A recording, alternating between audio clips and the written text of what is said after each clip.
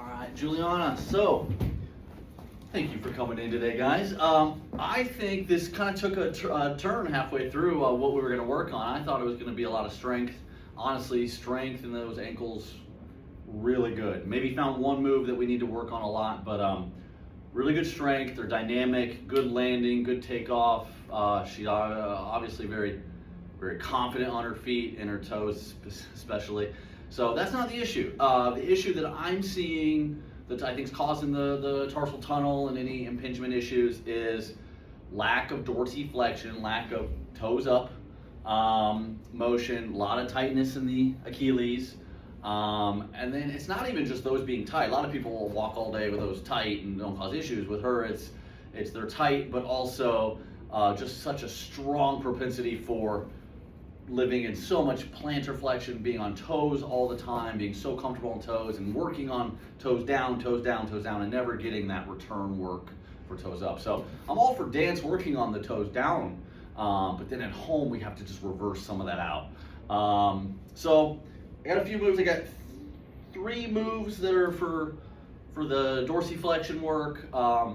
With all these, I don't want to think about reps and sets. This isn't going to be traditional, I'm going to do 10 of these, I'm going to do 12 of these. This is more, we find positions that are challenging but comfortable. Probably a little more on the challenging side than comfortable side, right? This isn't going to be cream cheese. This is going to be, it's going to feel like work. But I want to more find those positions and hang out in those positions. And the more that we do it, the better. There's no limit on these. You'll find as you do them, really, it's just the more you do, the better it's going to get. And I don't want to get so aggressive where we have to start taking breaks and counting reps and worrying about overdoing this. I don't think we can overdo this at all, honestly. So really, the name of the game, the first one we saw was just the squat, right? So when she goes down on a squat, we're kind of getting here, and either we're stopping here, or we're having to really lift up those heels to go any lower, all right? So what we need to do to allow for a better squat is I think the heel lifts are going to be great. At the very most, we're talking like between a half an inch and an inch of correction, right? This is not going to be a huge heel lift by any means. So we're going to get on something like this, just the heels, not the whole foot on there, just the heels, just enough so we can go down and hold that deep squat. And I want this to be a resting position. I want that, hey, we can play on the phone here, we're going to watch TV here, we're going to eat dinner in this position if we can, right? A little bit of an Achilles stretch. If anything, we're just getting used to those heels being engaged when we're down here. Because normally she'd be kind of fighting the air and trying to figure out, all right, what's comfortable here. But with this heel lift, the heels have a home base and they can sit down and we can actually put some weight through the leg this way, right? Plus, we're getting good work here from the front of the shins. That muscle, that anterior tib muscle, is doing some good work in this position. So we're just getting used to a deep squat. Probably one simpler than this is going to be the standing. We're going to flip these guys, right? Just standing as much as we can like this. This was challenging, right? A little more so than it probably should have been. So standing in this position at the kitchen counter, heck, we brushing teeth in this position. We talked about just the more that we're in this, the better, right? If we kind of walk up these, hey, we got a little more stretch going, right? And that's going to be, again, challenging, but not super uncomfortable. And we're not going to do reps out of it, so we're not going to irritate that tunnel anymore, right? We're going to keep everything just static and relaxed and give Juliana a chance to be happy in this position. Now, bonus on this position, right now I just want to work on standing and just being here for minutes at a time. But bonus, if we can start to add that little bit of a knee bend. All right, gonna have to hold on to something just a little bit. It might just be a few inches, but that's going to only help that stretching the Achilles and getting ourselves back down. Again, it's the opposite of point. I know we can do this all day long. So for every hour we're on point and practice, we need to spend about an hour opposite that here.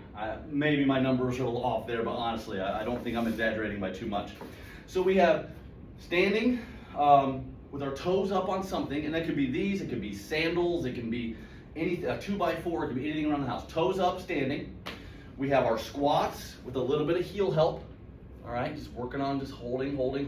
I don't care if we go really wide or really narrow. We're gonna do them all. And then I think from a work standpoint, I just want to see more walking around the house like this. We talked about second floor's got carpet, a little softer. Let's just work on it. Every time we're walking upstairs in the second floor, we're trying to do it like this. All right, we're gonna feel the burn in these muscles here in the front, and we're just gonna get used to those heels. All right, opposite that toe walking. Can't do this enough, in my opinion. That's really it for those three. That's what I want to do for the tarsal tunnel symptoms and kind of working this pain we've been having. We did talk at the end, a little bit of a request for this position, and we're rolling forward too much, we're pronating. So the exercise I like for that seemed to work pretty good here. Here, gonna want to definitely do this one barefoot. We just angle the outsides of the foot a little bit. Again, not huge. It doesn't necessarily have to be these, but these work great. And then from there, she's lifting the insides of her foot. She's rolling outward. That's working this muscle on the inside of the ankle, getting stronger. That muscle is the culprit for a lot of these issues that relate to that inner, the collapsed arch, the flat-footedness, right? And always kind of collapsing downward. That muscle's the next man up. So this will strengthen the inner ankles. Love this one. So hopefully when she's in this position, we feel a little more steady, a little more stable, and it's not gonna roll forward as much. I'm less worried about that. This is a little more performance-based. Obviously my wheelhouse is those first three, the deep squat, the standing, and the heel walks. But hey, this is a good one to throw in. If I was gonna say reps on this one, I'd say maybe 20 to 30 reps once a day. It's probably about as crazy as we gotta get. And that's something we can always promote later once the other things are going a little bit better our way.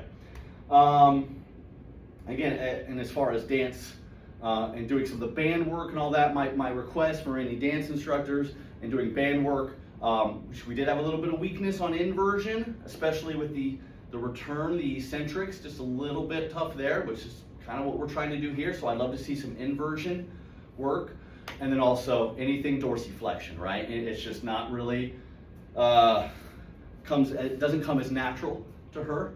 So any dorsiflexion / inversion work, I would love to see.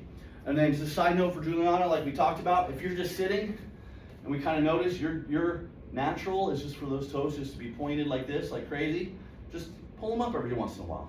I'm gonna hold these up for a minute, all right? It doesn't seem like much, but I promise you this will help get us a good head start. We're laying in like this and these toes are just down because that's natural to you, great. Pull yours up a little bit. Count to 10, count to 20.